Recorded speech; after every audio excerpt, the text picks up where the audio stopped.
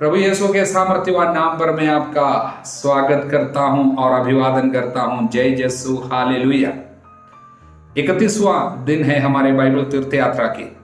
4 अध्याय पढ़ने के लिए और मनन करने के लिए प्रभु ने हमको आज दिया। निर्गमन ग्रंथ के 11 और 12 और अय्यूब 31वां अध्याय, मार्कुस के अध्याय 3। व्याख्याओं में जाने के पहले मैं कुछ बातें आपको समझाना चाहता हूं। आज के पाठ विशेष रूप से कुछ बहुत ज्यादा शायद शक और संदेह और प्रश्न हमारे मन में लेके आ सकते हैं,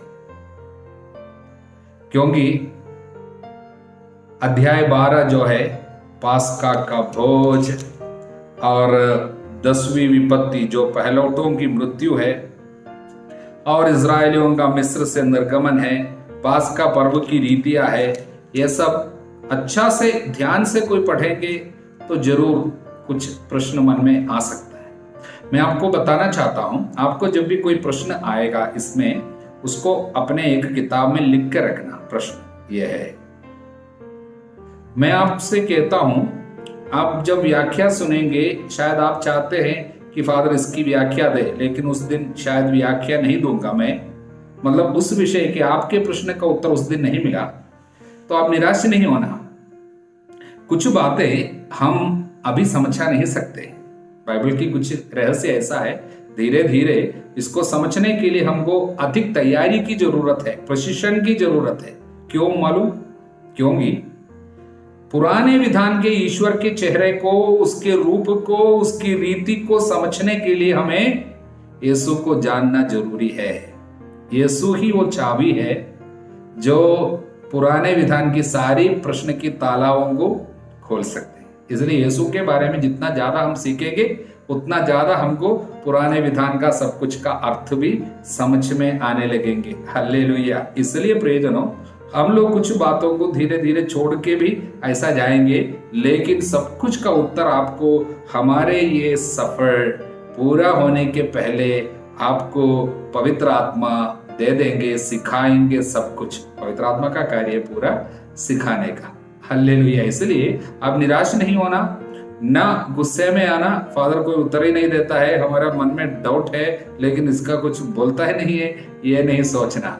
ये मैं पहले ही आपको बता देता हूं। इसलिए आप अपने किताब में लिखते जाना अपने प्रश्नों को, पवित्र आत्मा जरूर आपको उत्तर दिला देगा। हालेलुया। आज की व्याख्या में पहली बात, 11वां अध्याय का वचन 2, लोगों को यह समझा दो, प्रत्येक पुरुष अपने पड़ोसी से और प्रत्येक स्त्री अपने पड़ोसिन से चांदी और सोने की आभूषण मांग ले। इसी बात को 12वां अध्याय में हम लोग 35वां वचन में 35 और 36, मूसा के कहने के अनुसार इस्राएलियों ने मिस्रियों से चांदी, सोने के आभूषण और कपड़े भी मांग लिए। प्रभु ने मिस्रियों की दृष्टि में इस्राएलियों को कृपा पात्र बना दिया, इसलिए उन्होंने जो कुछ मांगा मिस्रियों ने उन्हें दे दिया। इस तरह उन्होंने मिस्रियों को लूट लिया। इस बात को हमने अध्याय 3 में 22वां वचन में देखा था, और एक बार मैं पढ़ता हूं उसको। प्रत्येक स्त्री अपने पड़ोसिन से और अपने ही घर की मालकिन से चांदी, सोने के आभूषण और वस्त्र मांग लेगी। तुम उन्हें अपने पुत्र पुत्रियों को पहनाओगे, इस प्रकार तुम मिस्रियों को लूटोगे। प्रश्न ही है, ये लूटने की बात क्या गलत नहीं है? प्रभु ऐसा कार्य क्यों सिखाया? क्यों लूट के लिए बढ़ावा प्रभु देता है?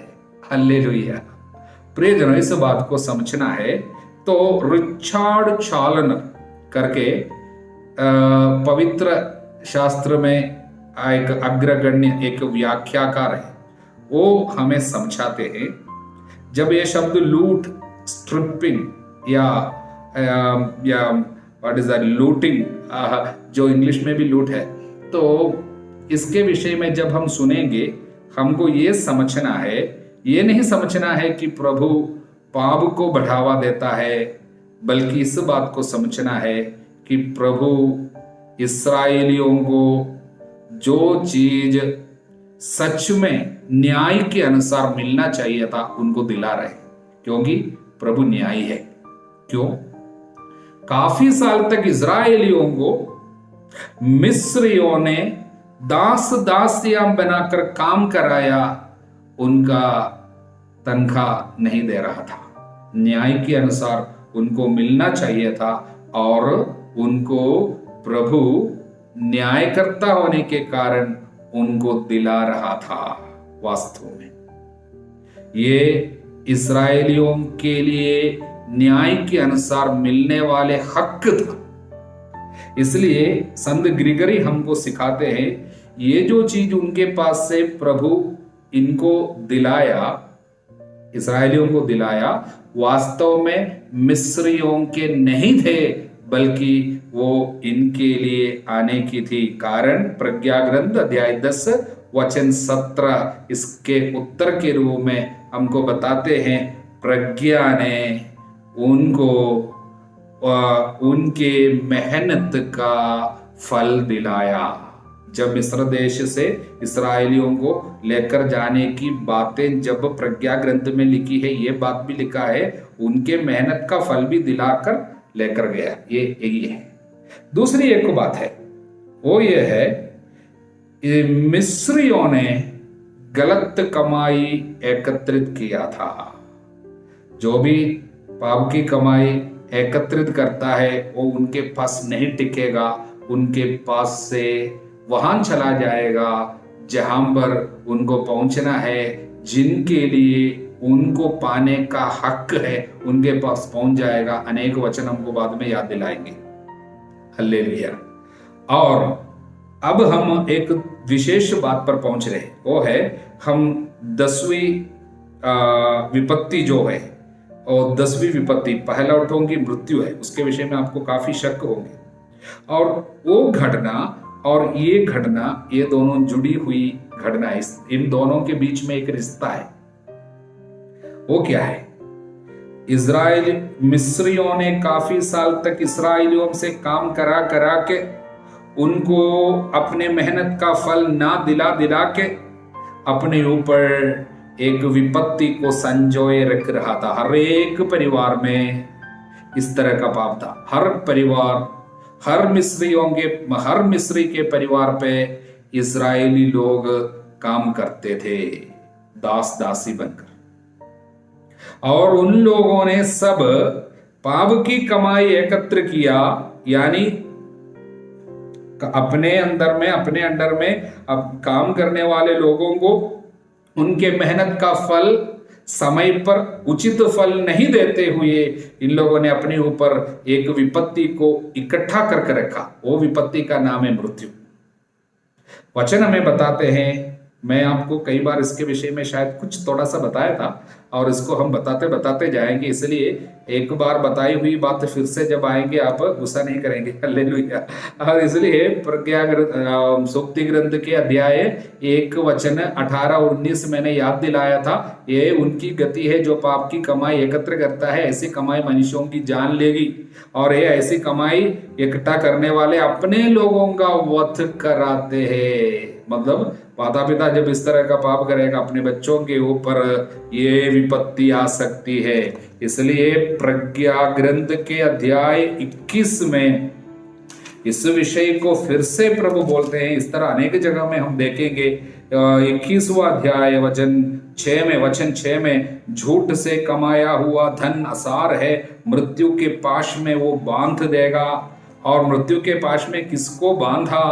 वो है हर परिवार के वारिस जो बोलता है, मतलब वारिस जो बोलता है, मतलब उत्तराधिकारी, फर्स्ट बॉर्न, पहला उठा। इस्राएलियों के, इजिप्त लोगों के, मिस्रियों के नियम के अनुसार भी पहलौठे को बड़ा अधिकार था। सब कुछ का उत्तराधिकारी वही होता था, बाकी भाई बहनें उनके अधिकार में रहने। लेकिन उसी की मृत्यु के द्वारा ये संदेश प्रभु हमको पहुंचाते हैं कि वो मृत्यु के पीछे और कोई कारण भी था।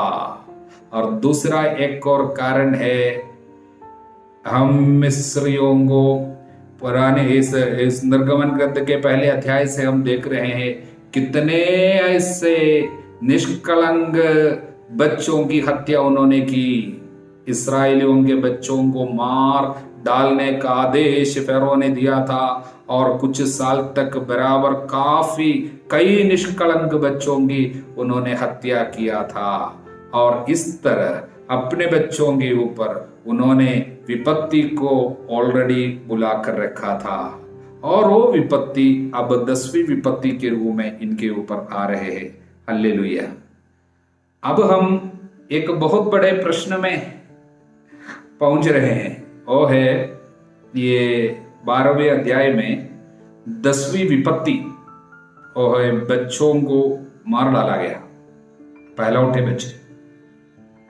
प्रश्न ही है, क्या प्रभु ने निष्कलंक बच्चों को मार डाला? ईश्वर ऐसा कैसे कर सकता है? ईश्वर पाप कर सकता है क्या? कारण कुछ भी हो, मिस्रियों ने पाप किया, लेकिन क्यों प्रभु ने उनको मार डाला? और इस्राएलियों को बचाने के लिए मिस्रियों के बच्चों को मार डालना उचित है क्या? प्रश्न है। यह बहुत बड़ी समस्या है। पुराने विधान के प्रभु को, ईश्वर के चेहरे को समझना हो तो उसमें कठिनाई होती है, लेकिन मैं आपको कुछ बातें समझाना चाहूंगा। इसका पूरा अर्थ बाद में आपको समझ में आएंगे धीरे धीरे, लेकिन कुछ बातें, उदाहरण के लिए 11वां अध्याय और 12वां अध्याय से कई बार जब प्रभु के शब्द ऐसा है, उसमें से उदाहरण के लिए 12 अध्याय 12 वचन, उसी रात में मैं प्रभु मिस्र देश का परिभ्रमण करूंगा, मिस्र देश में मनुष्यों और पशुओं के सभी पहलौठे बच्चों को मार डालूंगा, मिस्र के सभी देवताओं को भी दंड दूंगा। इससे हमको लगता है कि प्रभु मार डाला, प्रभु विपत्ति इनके ऊपर भेजी, प्रभु ने इनको मारा। लेकिन प्रभु ने कहा एक मेमने को मारना हर एक परिवार, और वो मेमने का रक्त आपके चौखटों पर आप क्या करना चाहिए, इनको लगाना, दरवाजे की चौखट पर उसका लहू पोत दिया जाए और वो परिवार में विपत्ति नहीं आएगी। जहां पर खून लगाया गया मेमने का, वो परिवार बच जाएगा। उसके विषय में जहां पर प्रभु बोलते हैं, हम ध्यान से सुनना, वचन 23 12वां अध्याय। प्रभु देश का परिभ्रमण करते हुए मिस्रियों को मार डालेगा। जब वो चौखट और द्वार के दोनों बाजुओं पर वो रक्त देखेगा तो वह उस द्वार के सामने से आगे निकल जाएगा और तुम्हें मारने के लिए विनाशक को तुम्हारे घर के अंदर जाने नहीं देगा। विनाशक को अंदर आने नहीं देगा। विनाशक दूत, इंग्लिश में translation the angel of death, कुछ ट्रांसलेशन ऐसा है डिस्ट्रॉयर, उनको मैं अंदर जाने नहीं दूंगा। तो यहां पर कुछ बातें समझ में आ रही है। भले ही अन्य जगह में प्रभु ये बताया मैं उन्हें मार डालूंगा, यहां पर बताया है मैं परिभ्रमण करूंगा और जहां पर खून मेमने का है उन परिवारों में, उन घरों में अंदर जाने विनाशक दूत को, मारने वाले दूत को अंदर जाने मैं नहीं दूंगा। तब वो जगह छोड़कर दूसरे जगह पे जाएगा जहां पर खून का निशान नहीं है, वहां पर जाकर मारेगा। इस बात से दो बातें सामने आती है। एक वो ये है कि मारने वाला प्रभु नहीं है बल्कि दूसरा कोई कर रहा है, और प्रभु का कार्य, दूसरी बात यह है प्रभु का कार्य मारने का कार्य नहीं है बल्कि प्रभु उस रात क्या कर रहा है, बचाने का कार्य। प्रभु घूमता है मारने के लिए नहीं, बल्कि जिन जिन घरों में मेमने का रक्त है वो घर के लिए मैं संरक्षण का कवच बनकर रहूंगा और विनाशक दूत को अंदर जाने नहीं दूंगा। देखिए, तो उस रात प्रभु का कार्य का क्या था? मारने का कार्य था या बचाने का कार्य था? मैं आपसे कहता हूं वो बचाने का कार्य था। मारने का कार्य कोई और कर रहा है। और प्रभु का कार्य मारने के कार्य करने वाले दूत से अपने लोगों को बचाने का कार्य। हल्लेलुया। तो फिर कैसे समझेंगे ये शब्द को कि प्रभु कहता है मैं इनको मार डालूंगा? ध्यान से सुनिए, बात यह है, वचन हमें याद दिलाते हैं पाप का वेतन तो मृत्यु है। रोमियों के अध्याय 6 में हम लोग देखते हैं, बाद में हम उसको पढ़ेंगे। पाप का वेतन मृत्यु है। हल्लेलुया। और कई बातें हमने देखा इसके पहले भी।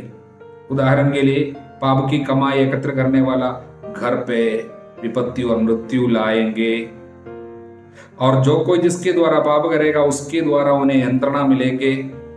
बच्चों को मार डाला था, इसलिए इनके ऊपर बच्चों को मारने की विपत्ति आ सकती है। और ये विपत्ति कौन लाता है? ये प्रभु का कार्य नहीं है, ध्यान से सुनिए, बल्कि यिर्मयाह 2:19 हमको बताता, तुम्हारा पाप तुमको दंड देगा, तुम्हारा विश्वासघात तुमको मारेगा। तो मारने वाला कोई और है, लेकिन प्रभु का बचाने का हाथ प्रभु ने उनके ऊपर से हटाया, और बचाने का हाथ प्रभु अपने लोगों के ऊपर किसके कारण रखा? मेमने के रक्त के कारण इनको बचाया और उनके ऊपर से हाथ को हटाया। तो उनके पाप का फल अचानक इनके ऊपर आ गिरा। प्रभु उसको अनुमति दिया, विपत्ति को आने की अनुमति दिया।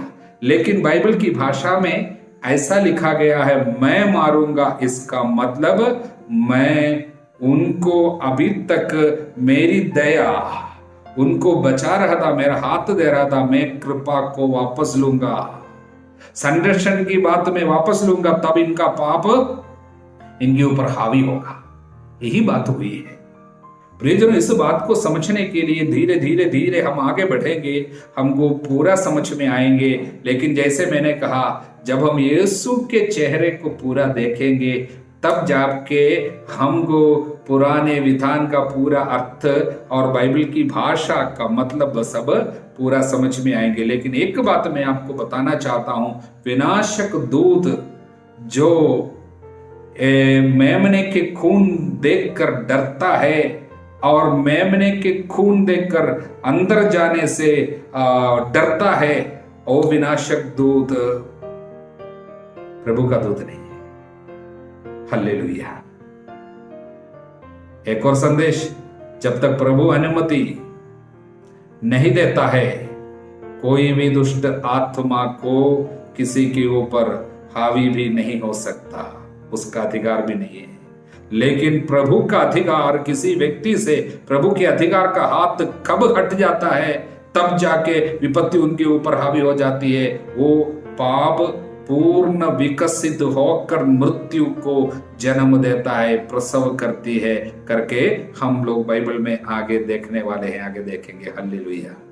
अय्यूब के ग्रंथ के अध्याय 31 में आते हैं तो हमारी समस्या और बढ़ जाती है, क्योंकि इनकी निर्दोषता, इनकी धार्मिकता, इनकी पवित्रता देखे और उसके बावजूद इनके ऊपर आई हुई विपत्ति को देख के हम हैरान हो जाते हैं।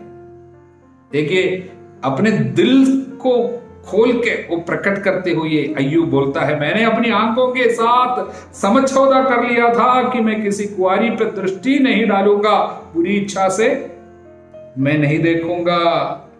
आगे कहता है, देखिए, क्या मैं झूठ के मार्ग पर चला? वचन 5, क्या मेरे पैर कभी कपट की ओर बढ़े?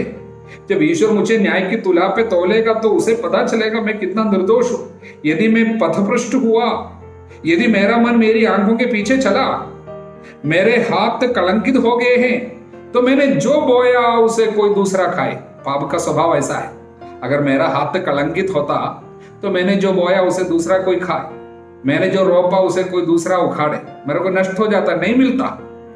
पाप का असर मेरे ऊपर आ जाता है। बताते, यदि मेरा हृदय किसी स्त्री पर आसक्त हो गया है, यदि मैं अपने पड़ोसी के द्वार पे घात में बैठा रहा, उनकी पत्नी के लिए मैं अगर बैठा रहा, तो मेरी पत्नी दूसरों के लिए चक्की पीसे, अन्य लोग उसका शील भंग करें, उनके साथ गलत कार्य अन्य लोग करेंगे। देखिए, मैंने यदि ऐसा पाप किया होता, ऐसी चीज मेरे ऊपर आई होती, जो कोई जिसके द्वारा पाप करता उसी के द्वारा यंत्रणा मिलती है, यही बात है। आगे कहता है, यदि मेरा ऐसा कोई व्यवहार महापाप होता, ऐसा कुकर्म होता जो दंड के योग्य है, वो एक आग बनता, मेरा विनाश करती, मेरी समस्त संपत्ति को जला देती। और यदि मेरे दास या मेरी दासी को मुझसे शिकायत हुई और मैंने उनके साथ अन्याय किया होता, ईश्वर के बुलाने पर मैं क्या करता? जब मैं वो पूछताछ करता तो मैं क्या उत्तर देता? ये सब कुछ इनको मालूम है। मैंने कभी मेरे दास या दासी पे कभी भी शिकायत करने के लिए उनको मौका ही मैंने नहीं दिया। क्या उसने मुझे उनकी तरह गर्भ में नहीं गढ़ा? मतलब मेरे दासी को और मुझको सब क्या एक ही तरह प्रभु ने नहीं बनाया? माँ के गर्भ में एक ही ईश्वर ने गर्भ में हम दोनों की रचना की, मतलब दास दासी जो है उनकी और मेरी। इसलिए मैंने कभी उनकी निंदा नहीं की। मैंने क्या कभी दरिद्रों की याचना ठुकराई अथवा विधवा के आंसुओं को भुलाया? मैंने कभी नहीं किया। क्या मैंने कभी अनाथ को दिए बिना अकेले ही अपनी रोटी का टुकड़ा खाया? मतलब कभी भी मैंने अकेले नहीं खाया, पहले अनाथ को देता था। इतने अच्छा कार्य इसने किया है। मैंने पिता की तरह बचपन से उसका पालन पोषण किया, जन्म से ही मैं उसकी देखरेख करता आया हूं। प्रियजनों, इस तरह बहुत सुंदर कार्य इन्होंने जो कुछ भी किया, इसको सब जब सुन के हमारे अंदर ये प्रश्न उठ के आएगा, इसके बावजूद ये भाई क्यों इतना सहता है? इंतजार करना, पढ़ते जाना, प्रभु जरूर हमको उत्तर देंगे। मैं आपको जैसे वादा किया था और अधिक वचन के साथ इसको समझाऊंगा, लेकिन इंतजार करना। हालेलुया। मार्कुस के सुसमाचार के अध्याय 3 में हम आए हैं। यहां पर भी कुछ घटनाएं ऐसी है जिनको समझने के लिए शायद थोड़ी सी तकलीफ हो सकते हैं, लेकिन उसके लिए भी हमें थोड़ी सी इंतजार के साथ बैठना होगा। जरूर प्रभु समझाएगा। जैसे मैंने आपको याद दिलाया, आप अपने प्रश्न को लिखते जाना, प्रभु उत्तर देते जाएंगे। ये 3 अध्याय में कुछ बातों को मैं पहले 12 प्रेरितों का चुनाव। ईसा पहाड़ी पर चढ़े हुए जिनको चाहते थे उनको उन्होंने पास बुला लिया। जिनको प्रभु चाहते उनको पास बुलाया। और आगे हम पढ़ते हैं, और ईसा ने उनमें से 12 को नियुक्त किया जिससे वे लोग उनके साथ रहे। पहली बात है साथ रहे। बाद में है वह उन्हें अवधूतों को निकालने का अधिकार देकर सुसमाचार का प्रचार करने के लिए भेज सके। भेजना दूसरा कार्य है, दूसरी बात है, लेकिन सबसे पहली बात साथ में रहने की बात है। यह है पुराने विधान की शिष्यत्व और नए विधान की शिष्यत्व में बदलाव, जो फर्क है।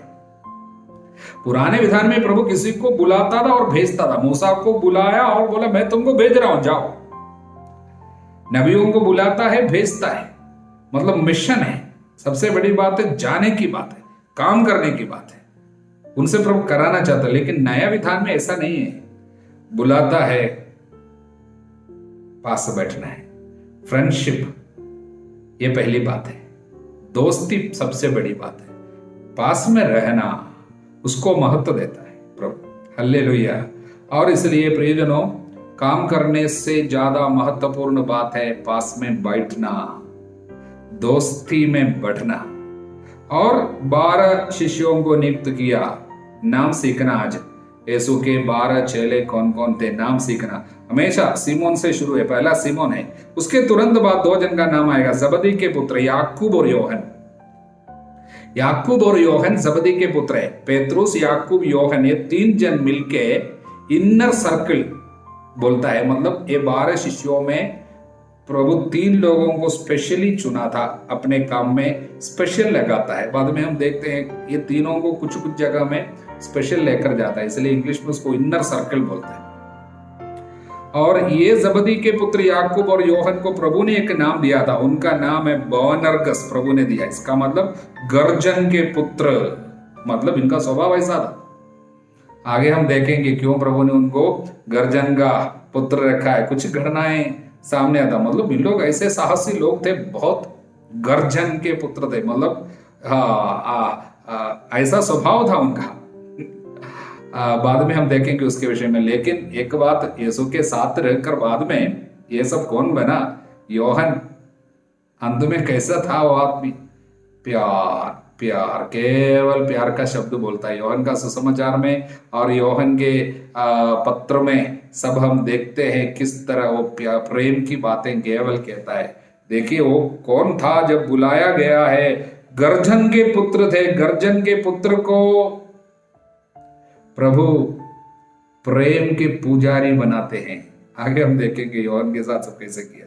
बाद में अंद्रेयस, फिलिप, बर्तलोमी, मत्ती, थॉमस, अल्फाई के पुत्र याकूब, तदेउस और सिमोन जो उत्साही कहलाता था। एक और आदमी था उनको सिमोन उत्साही, और यूदस इस्करियोती जिसने ईसा को पकड़वाया। इसलिए 12 लोगों का नाम सीखना। हल्लेलुया। उसके ठीक पहले हम लोग देखते हैं अशुद्ध आत्मा ईसा को देखते ही दंडवत करते थे, चिल्लाते थे आप ईश्वर के पुत्र है, किंतु वह उन्हें चेतावनी देते थे तुम मुझे व्यक्त मत करो। अशुद्ध आत्मा, ये शैतान जिन लोगों में थे, दुष्टात्मा जिन लोगों में थे, उन लोग यीशु को देख के बोलता था तुम ईश्वर के पुत्र है, बाकी किसी को समझ में नहीं आया। इसलिए सबसे ज्यादा यीशु है करके किसको मालूम है? दुष्टात्मा जानता है, शैतान जानता है। इसलिए शत्रु शैतान जिन जिन लोगों में निवास करता था उन लोग चिल्ला चिल्ला कर बोलते, इसलिए प्रभु ने उनको आदेश दिया मेरे बारे में कुछ मत बोलना।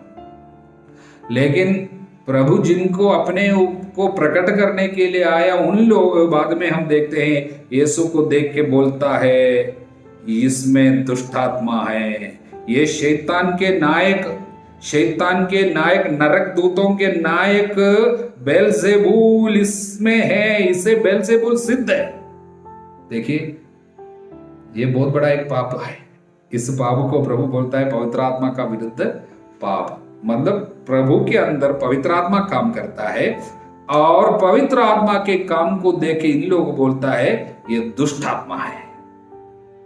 ईश्वर के कार्य को ठुकराना और उनको जानकारी केवल दुष्टात्मा की है, उन लोग स्वीकार करता दुष्टात्मा को, लेकिन प्रभु के अंदर जो पवित्र आत्मा कार्य कर रहा है उसको इन लोग समझते नहीं है। इसलिए प्रभु की आत्मा को ठुकराना पवित्र आत्मा के विरुद्ध पाप बन जाता है। इसके विषय में और अधिक हम बाद में आपको समझाएंगे। ये पाप पवित्र आत्मा के विरुद्ध पाप क्षमा नहीं मिलेगी करके प्रभु जब बोलते हैं, इसके विषय में हम लोग और अच्छा से आगे देखेंगे। और इसमें हम देखते हैं बाइबल में इसी अध्याय में वचन 21, जब ईसा के संबंधियों ने ये सुना कि प्रभु इस तरह कार्य कर रहे हैं तो वे उनको बलपूर्वक ले जाने निकले, क्योंकि कहा जाता था कि उन्हें अपनी सुध बुध नहीं रह गई है, इसलिए उनको जबरदस्ती ले जाना चाहा। कौन है? यीशु के संबंधियों ने। तो कोई शायद हमको पूछ रहा था कि इसमें यीशु की माँ भी होगी, यीशु को पकड़ कर ले जाना चाहा, ये बोलकर दिमाग खराब हो गया इसका। इसलिए बाद में शायद माँ मिलने के लिए आए तो यीशु ने कहा कौन मेरी माँ, कौन मेरे भाई, कौन मेरी बहन, जो ईश्वर की इच्छा पूरी करता है वही है मेरा भाई, मेरी बहन और मेरी माता। इस तरह यीशु ने माँ को ठुकराया है, शायद कई लोग सोचते हैं। इसके विषय में अधिक जानकारी आपको हम दे देंगे, क्योंकि इसको अधिक विस्तार से पढ़ना होगा। आने वाले दिनों में हम आपको सिखाएंगे। प्रियजनों, इस घटना फिर से आएंगे। कभी ये नहीं सोचना प्रभु ने इस शब्द द्वारा मां को ठुकराए हैं, कभी नहीं, बल्कि मां की महिमा को बढ़ाया केवल है। वो कैसे है, उसका अंदर की अंदरूनी अर्थ क्या है, ये सब हम आगे समझेंगे। प्रियजनों, इतने में आज हम जब बंद करेंगे, मैं आपको फिर से याद दिलाना चाहूंगा, प्रभु हमारा सारी प्रश्न को समझाएंगे, सब कुछ को पवित्र आत्मा हमको याद दिलाएगा, सिखाएगा, सब कुछ पूर्णता तक हमको ले चलने वाला पवित्र आत्मा। इसलिए पवित्र आत्मा के लिए हर रोज प्रार्थना करना, बाइबल पढ़ने के पहले पवित्र आत्मा के लिए प्रार्थना, पवित्र आत्मा से भरने के लिए प्रार्थना करना। दूसरी बात है, इन दिनों में जो आप बाइबल को पढ़ रहे हैं इसको महत्व देना, अच्छा समय देकर पढ़ना और समय पर मतलब अच्छा से बैठकर समय लेकर पढ़ना। यूं ही अन्य कार्य के बीच में इनको छोड़ नहीं देना।